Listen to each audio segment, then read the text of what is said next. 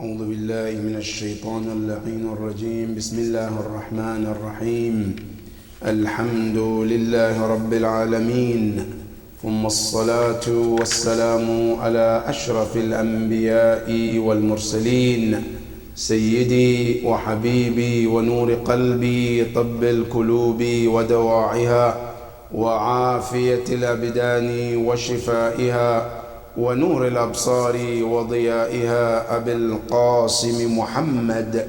اللهم صل على محمد وآل محمد وعلى أهل بيته الطيبين الطاهرين المعصومين الذين أذهب الله عنهم الرجس وطهرهم تطهيرا.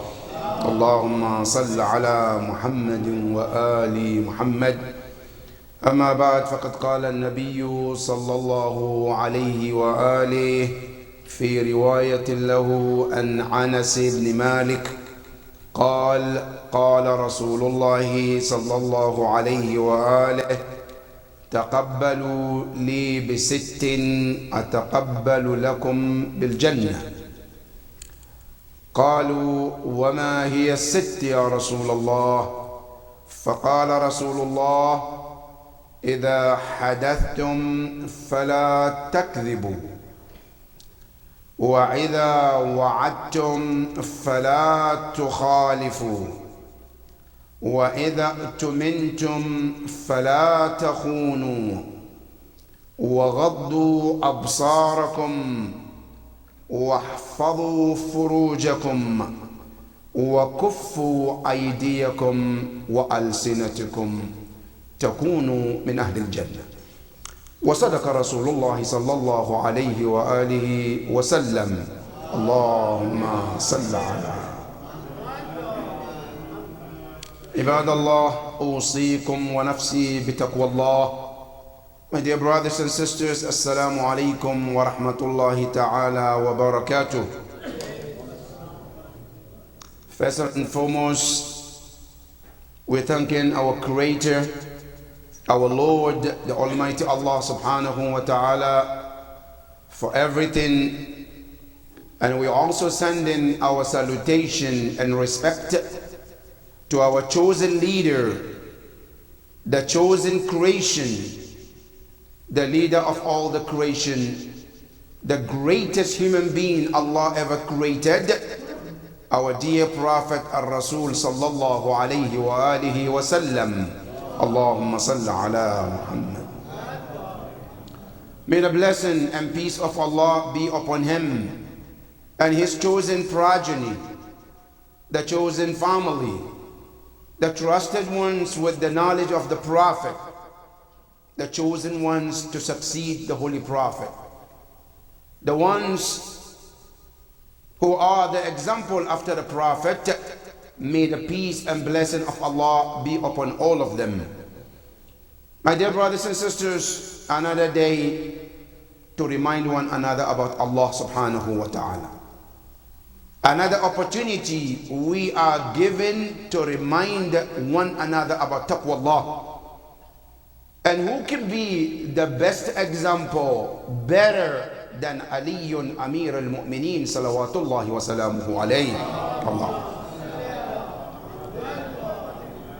Al-Imam Ali alayhi salam, in a book called Ghurarul Hikam, Imam Ali talks about what can you and I do to consider or to be considered as pious people. And he says, Man malaka shahawatahu kana taqiyya. This word is a very short word, but it filled with so much within it. Number one thing we have to understand, Allah subhanahu wa ta'ala tells you that when he created us, part of our creation is something called a nafs. And that nafs, Allah put so many desires in those. And he said in the Quran, زُيِّنَ لِلنَّاسِ حُبُّ الشَّهَوَاتِ. Within the nafs, there is a place, because according to the scholars, Within the nafs itself, there are 6 different windows. Within the 6 windows, one is called al-damir, one is called al-qalb, one is called al-hawa, and the list goes on. Now, al-hawa, according to the definition of scholars, they said al-hawa majmu'atun min al-gharaiz awda'aha Allah fi al-hawa. Bunch of desires Allah created. What are the desires we're talking about? Desire of sleep, desire of food, desire of travel, desire of fame, desire of children, desire of money, desire of power. All these desires that we can have, all are placed in that place. Good. Now, some of us, we cannot control it. As a matter of fact, that those desires, they take in charge and they start to control us. Now, when that happens, Al-Quran calls it what? Nafsul ammarat bisu. When the nafs becomes in control, that the nafs is what in charge, what tells you to do, and you follow exactly what the nafs tells you, it's called nafsul ammarat bisu. Now, this nafsul ammarat bisu, the moment we become slaves of it, then what happened? A different names comes out of it. For example, when we say a person is fasiq, la samah Allah. Why? Because he chose to be a slave of one of his desires or more. When we say, for example, this person is kadhab, he followed one of the desires, and all these desires give you different names, different titles of bad names. And Imam Ali says, the moment, Allahumma salli ala Muhammadin wa ali Muhammad, the moment you and I are able to put control of all these shahawat, I guarantee you, you are now considered muttaqi. At-taqwa is nothing but what? When a person is in charge. Because this nafs is not in control anymore. I'm in control.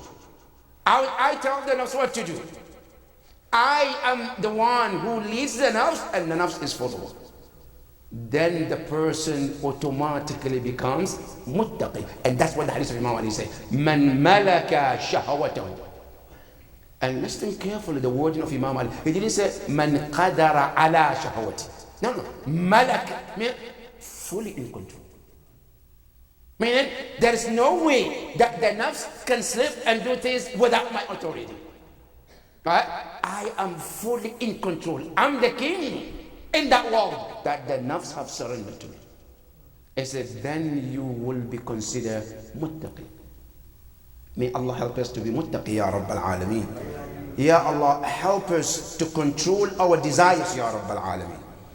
My dear brothers and sisters, today our khutbah is hadith of the Prophet sallallahu alayhi wa alihi wa sallam. Allahumma sallam. Which I titled the easiest path to Jannah. Al-Rasul is telling you, you want to go to Jannah? Yes, of course. Rasulullah said, I will tell you things, if you do, I guarantee you Jannah. Rasulullah guarantee you a Jannah, but it says, if you can guarantee me 6 things. As Rasulullah said, Admanni sit, Adminu laka al-Jannah. Guarantee me that, Ya Rasulullah, these 6 things, I'll take care of it. Rasulullah said, I guarantee you have a place in Jannah, period. And this narration can be found in a book called Al-Khisal, page 321, where the narration is quoted by Anas bin Malik, where he says, Qala Rasulullah, the Prophet says, Admanu li sit. Guarantee me, you as a servant of Allah, that Ya Rasulullah, I guarantee you to do these 6 things. The Prophet says, Udminu laka al-Jannah. The Jannah is guaranteed. Ya Rasulullah, what are they? Now, number 1, brothers and sisters, Why 6? Why not 5, Ya Rasulullah? Why not even 7? Why Rasulullah will say 16? Now, many of the time when we hear these numbers, we think it's just random. No, never. It's not random. Those numbers you hear, Imam Ali in Naj Balagha, he says, okay, Arba, or Thalatha, or 2, or 1, these numbers, don't think that they just throw it randomly, just like that. No. Every number that comes out of Allah, or from Allah, or the Prophet, or Imam, is counted, and there is a wisdom behind. Now, just to understand the example of this number 6. Now, you go to the Quran, Allah subhanahu wa ta'ala tells you the number of 6. Ya Quran, tell us something about 6. Is it significant? You say, of course. What is it? Allah says, وَلَقَدْ خَلَقْنَا السَّمَاوَاتِ وَالْأَرْضِ فِي سِتَّةِ أَيَّامٍ وَمَا مَسَّنَا مِن لُغَبٍ. Allah said, we created the heavens and the earth in 6 days. Question, Ya Rabb. But you say in the Quran, إِنَّمَا أَمْرُهُ إِذَا أَرَادَ شَيْئًا أَنْ يَقُولَ لَهُ كُنْ فَيَكُونُ. Okay. Ya Rab, you said here in Surah Yasin and many places that your wish is the command. Okay, Ya Rasulullah, Ya Quran, why here Allah saying it took me 6 days? What is the wisdom why Allah, who is in control of saying things to be and it happened in the matter of seconds, now he says I created in 6 days? That Allah, not only 6 days, why 6? Ya Rab, why not 7? Now you created 7 heavens, 7 earth, right? 7 days in a week, right? Or sometimes you created 12. Why didn't you create it 7, 12, 14? Why 6? Now, according to the ulama al-arqam, they said because 6 is also one of the special numbers to Allah. There is sir min asrarillah in that number. That's why Allah chose 6 days to create the heavens and the earth. Now, Ar-Rasul also is telling here, if you guarantee me 6 days, I guarantee you Jannah. Ya Rasulullah, why 6? I said, because I know something about this number you don't know. But I'm going to tell you. Ya Rasulullah, he said, I'm going to tell you those 6 days. What are they? The first one the Prophet mentioned in line of these 6 days is إِذَا حَدَثْتُمْ فَلَا تَكْذِبُ. Guarantee me that anytime you open your mouth to speak, never ever allow yourself to tell lies. No circumstance should ever allow you, right? For you and me, when we talk, whether it's in the serious matter or in the matter that is not that serious, don't allow yourself to tell lies. Prophet said, that's the first guarantee I want you to do. Ya Rasulullah, why lies that bad? Of course it's that bad. How is that bad, Ya Rasulullah? The Prophet said, let me tell you how bad lying can be. I said, go to the Quran. Do you want to know who are the group of people Allah said la'na on them? La'an. Allah said in Quran, I do la'an. I took my rahmah away from certain people. One of them, Allah subhanahu wa ta'ala says what? Is shaitan. The first one Allah cursed in the Quran is shaitan. Who are they? Allah said la'an on them. Allah said, I'll tell you more. Number 2, those who found the truth. They recognize the truth, but then they willingly decided not to tell the truth. Allah said there is la'na on them too. الَّذِينَ يَكْتُمُونَ مَا أَنزَلْنَا مِنَ الْبَيِّنَاتِ مِنْ بَعْدِ مَا بَيَّنَّاهُ لِلنَّاسِ فِي الْكِتَابِ أُولَٰئِكَ يَلْعَنُهُمُ اللَّهُ. Those who found the truth, they saw it, they know it's truth.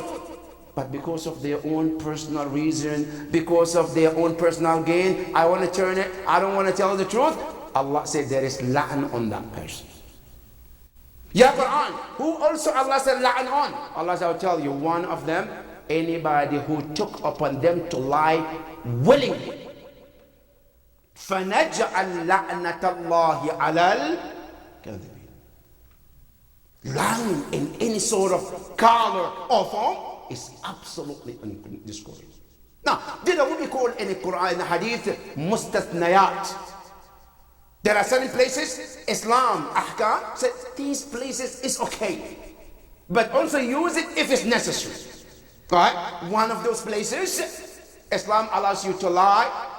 For justify lying, it's al-islah dhat bayn. When you are reconciling between two people, Islam says if you need to lie to bring them together, this is okay. But even that, they say if you need it, if it's necessary, if it depends on that. Right? Now, for example, you have a husband and wife, right, who are mad at each other. They think, oh, she thinks he doesn't love her. He thinks she doesn't love him. And I said, look, honey, he told me, your husband told me that he's dying of your love. Okay? MashaAllah, now she smiles, she's happy. Are you serious? Of course I'm serious. The next day she's going back to her husband. MashaAllah, everything is happy. This is okay. The islah that bayn, they say it's okay. Now, number two, in the cases of inqadhul nafsul muhtaram, to what? To save a life. I know a person asked me, if this person so and so, if I say yes, I know he will be killed. Now, to protect that life, Islam says you're okay to lie in that case, to save that life. In those lines, Islam says okay. But other than that, Islam says lying in any form is absolutely not good. And Rasulullah said, the first in line, I said, I want you to do, if you want Jannah, it says, إِذَا حَدَثْتُمْ, when you speak, it says, فَلَا تَكْذِبُوا, do not lie. That's number one. Number two, it says, وَإِذَا وَعَدْتُمْ فَلَا تُخْلِفُوا, be the man of your promise. When you promise someone, I will do A, B, C, it says, do never break that promise. In any circumstance. Now, sometimes the promise is a child. And this happens for, mashallah, we as a parent, we do this and we think it's not a big deal. What do we do? I have a 3 years old, 4 years old, right? Sometimes it's a son or daughter or grandchild, right? They come and say, okay, grandpa or daddy, my birthday is coming. What are you going to buy me? So, oh, don't worry, I'll buy you A, B, C, D. You promise? Of course, inshallah. Because we know this word, inshallah, Yawm al-Qiyamah is going to hurt a lot of people. Trust me. Because inshallah, because I'm not saying yes or no, right? But the child knows inshallah means what? Yes. And today, some children, they become smarter. If they say inshallah, no, tell me yes or no. I don't want to hear inshallah. Because they know inshallah, you're hiding behind something. Right? So they say, no, tell me yes or no. Right? Because we use this word inshallah just to brush things off. The Prophet sallallahu alayhi wa alihi wa sallam, he told us, he said, لا تواعدن أخاك بشيء إذا علمت أن الوفاء ليس بيدك. Never promise a brother, a sister something if you know that the fulfillment of it is not in your hand. Can't do it. Never promise. Before you said, yes, I will, make sure that, inshallah, 99.9, you can do it, or you will fulfill it. Now, you want to understand how promise is so important to Ahlul Bayt? Now, sometimes we hear this majalis, and sometimes we don't think even deeper than that. Abu al-Fadl al-Abbas, Allahumma salli ala Muhammad, he refused to go back to the tent because he gave Sukaina a word of bringing water. And Imam said, let me take you with me. That's what I do with all the shuhada. Abu al-Fadl said, no, I don't want to. Why, Yabna Rasulullah? He said, because I promised her. And here, circumstances is not in my hand. It's not that I neglected it. They didn't let me. I got the water. But I still cannot open my eyes and look at Sukaina. Because I could not fulfill that promise. This is how Ahlul Bayt are so particular on promises. Today, how many of us, when we promise a spouse or a husband or a wife or a father or a son or friend for that matter, how much do we make sure that we go through it to the last of our ability to fulfill that promise? Rasulullah tells you, if you really want the Jannah, never break your promise. And you know, if we want to go even a little deeper in this, brothers and sisters, do you one of the problems we have in our Muslim societies is breaking promises?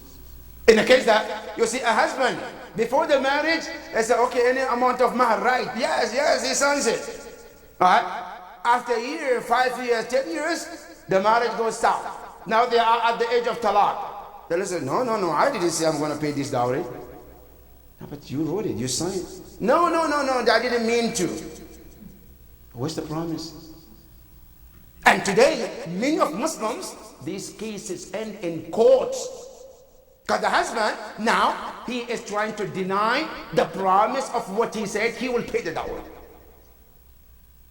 This is wajib amana. Where are we as a Muslims to keep and fulfill these promises? The Prophet said, if you want Jannah, make sure that your promises are filled. That is number 2. Number 3, I say, وَإِذَا أُؤْتُمِنْتُمْ فَلَا تَخُونُوا. Whenever you have been trusted with something, never break that trust. Somebody saw you, he trusted you, a brother, a friend, a sister. I said, my brother, I trust you with this. Please keep it for me. Or please take care of this for me. So I will do it. Done deal. As soon as he turned back, that's it. It becomes my own. Now I play with it the way I want. I do whatever I want. What's the amana? No big deal. You know, Al-Quran Al-Kareem in Surah Al-Mu'minun, Allah tells you the qualities of the true mu'mineen. It said, وَالَّذِينَ هُمْ لِأَمَانَاتِهِمْ وَأَهْدِهِمْ رَاعُونَ. One of the signs of a mu'min is he keep his what? The amana. Now, this amana, as we speak, is not something money. Somebody says, oh, can you keep this money for me? No, sometimes amana can be words. Somebody has a personal secret. He trusted you. He shared with you. Right? MashaAllah. Some people, MashaAllah, as soon as you turn, BBC turns on. Voice of America comes on. Now it's going to tell that person. Before you realize, the entire secret becomes what? Absolutely non-secret anymore. Why? Because you told one person who's not honest. Al-Quran tells you, as a mu'min, keep promises. And amana, when somebody trusts you, doesn't matter how big or small the trust could be, keep that trust to the best ability. Now, you want to understand how important this trust could be? Listen to the Imam Ali ibn al-Husayn Zayn al-Abidin alayhi afdalu salatu wassalam. He said, لو أمنني قاتل أبي بالسيف الذي قتل به أبي لأمنته إياه. How far can you go with the amana? Imam Zayn al-Abidin said, the kill of my father, Shimr, the sword that he used to cut the throat of my father. If a Shimr will come and say, Ya Ali ibn al-Husayn, this is the sword I used to slaughter your father, but I want you to keep it with you as amana. What would you do, Ya Ali ibn al-Husayn? He said, Wallahi, I will keep it, I will protect it until the day he comes, and I will give it back to him. That's all. Do you see how serious this amana is? Will somebody trust you with something? That's how important this is. Now, we cannot go around thinking that, oh, I'm a mu'min because I do sujood on turba, or I did ziyarat ashura, but the hukuk al-nas is a play and joke in my hand. And Imam says, one of the signs of a mu'min, never betray the trust of anyone. That's number 4. Number 5, it says, وَغُضُّوا أَبْصَارَكُمْ. Protect your sights. Meaning what? Meaning when I'm going out, there are things Allah forbid you to look at. Today, mashallah, the world is in our hands. Sometimes your phone is your world. You can go any website you want, and you know between you and Allah, certain websites are haram for you to. You know that. Allah forbid it for you to see or to look at. Do I go to those websites? Because Allah, nobody's watching. I know for sure Allah forbid me to look at certain things when I walk on the street. Am I observing those rules? Al-Rasul says, وَغُضُّوا أَبْصَارَكُمْ. Lower your gaze. Whatever you find yourself. Now, lower your gaze doesn't mean when you are with the people. No, even when you go in somewhere, right, where it's private, websites, right, all of this is considered part of the وَغُضُّوا الْأَبْصَارِ. You don't look at things unless you know it's halal. That is number 4. Number 5 is a وَحْفَظُوا فُرُوجَكُمْ. Be careful. And this is where I want to call the attention of our youth. Because we live in a society where dating is easy. It's no big deal. And we go to our colleges, if a boy or a sister try to be a good mu'min, a decent Muslim, practice it, they look down upon you. Why? Because everybody has a girlfriend and boyfriend. Sometimes some of them have 2 or 3 boyfriends, and that's considered what? Civilization. If you're Muslim, you say, no, I'm not gonna say, look, which one are you coming from? Huh? Why? Who is it? You become what? Isolated. Right? And today we want to join in that group and feel that we're also part of what? Part of the norm. So what? I can date anybody I want. I can be in a relationship with anybody I want. And today, there are some of us, and inshallah they are not here, that are married, I have family, but I still go outside to do harm. All of this, Al-Rasul sallallahu alayhi wa alihi wa sallam, he tells you that if you really want Jannah, protect yourself from all of this. And that is one of the ways to Jannah. The last one, the Prophet says, number 6, وَكُفُّوا أَيْدِيَكُمْ وَأَلْسِنَتَكُمْ. Protect your hands. Don't put your hands on things you're not supposed to do. Don't touch what you know it doesn't belong to you. Don't use something that doesn't belong to you. Meaning what? Make sure that every part of your body doesn't touch or use something unless it's what? It's halal. The Prophet said, if you are able to protect and take care of the 6, he said, I guarantee you Jannah. May Almighty Allah help us to do so, Ya Rabbal Alameen. Ya Allah, we ask you help us to be able to obtain these 6 things, Ya Rabbal Alameen. Ya Allah, we ask you help us to learn, to know what is right and do the right thing, Ya Rabbal Alameen. Help us to learn what is wrong and help us to stay away from it, Ya Rabbal Alameen. Bismillah ar-Rahman ar-Rahim. Inna ataynaka al-kawthar fasalli li rabbika wanhar inna shani'aka huwa al-abtar. Sallu ala Muhammadin wa ali Muhammad.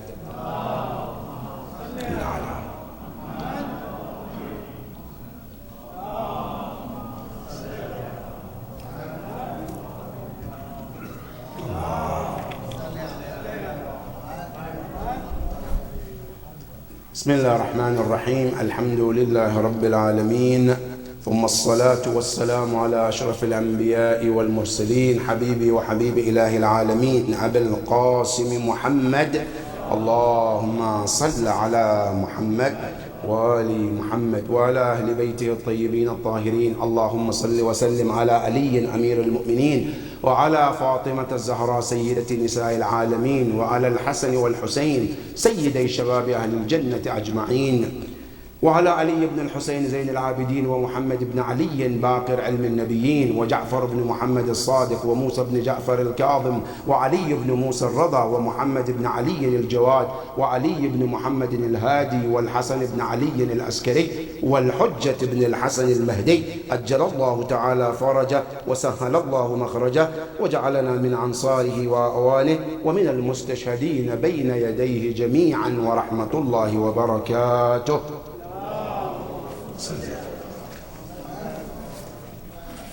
My dear brothers and sisters, one of the incidents of this week is the marking anniversary of Shahadat Bid'at al-Rasul al-Zahra alayha afdalu salati was-salam. Allahumma. This past week we commemorated, according to the one riwayah, the martyrdom of Zahra alayha salam, and there is another one ala hasbi riwayah thaniya. It's called Ayyam Fatimiyya al-Thaniya. to mark and commemorate the martyrdom anniversary of this great woman that people like us, there's no way we can understand who is Zahra. No matter how much we try to recognize this great woman, we cannot recognize her. We can know her a little bit from the Quran, Hadith here and there, to the best of our ability. But Zahra is way beyond that. How do we know that? The Hadith of Imam Ja'far al-Sadiq alayhi afdal al-salati was-salam, where he said, نحن حجج الله على الخلق. We, Ahl al-Bayt, we are the proof of Allah on the entire creation. Everything Allah ever created, jinn, human, heavens, earth, animal, name it. They say we are the proof of Allah on all. Ya Imam, is there anybody hujjah on you? Say yes. وأمنا فاطمة حجة الله علينا أهل البيت.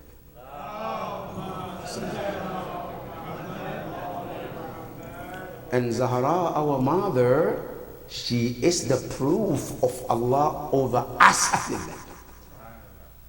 Which maqam Allah is talking about Zahra to that extent, that she is the hujjah of Allah upon Ahl al-Bayt alayhim salam. That tells you how deep this woman is. Now, not only that, Al-Rasul talks about Zahra and he says, Fatimatu bad'atun minni. Man aadaha faqad aadani. Wa man abghadha faqad abghadani. Fatima is part of my body, part of me. He who ever hurts her, hurts me. Now, think about it. If Rasulullah says, you hurt Fatima, you hurt me. Allah says in the Quran, right? Who hurt Rasulullah hurt me. Right? Allah said, not only that, those who are hurting Rasulullah, إِنَّ الَّذِينَ يُؤْذُونَ رَسُولُ اللَّهِ لَهُمْ عَذَابٌ. Those who took upon themselves to hurt Rasulullah, Allah said, we have prepared the punishment for them. Now imagine who hurts Zahra, automatically hurting Rasulullah. And then say, who makes her happy, makes me happy. And after Rasulullah, this is how they treated this great woman. That today, the Muslim Ummah, today ask all the researchers and the ulama, the kutab, the khutaba, ask them, where is Zahra is buried? And nobody can tell you. What happened? Today you go to Baqiyah, you ask the Muslims, the historians, tell me, who is the grave of the wives of the Prophet? They say, you get to the Baqiyah, the right side or the left side, it's right there, the wives of the Prophet. They are buried there. You go to Jannat al-Mu'alla, the children of the Prophet are buried there. Khadija is buried there. But where is the grave of Bint Rasul? We cannot find it. Now forget about the Bint Qabraha. What happened to her? What did the Muslims do to this woman? To the point where the grave becomes unknown to the Ummah. Peace be upon her on the day she was killed. Peace be upon her on the day she will be resurrected. The second thing is what happened in Pakistan these few days ago. The tragedy of killing innocent life. Really, there is no words to even describe those people who took them upon themselves that it's okay to kill innocent persons. Now, I don't know which Quran they read, honestly. Because if you read the Quran that we all believed in Surah Al-Furqan,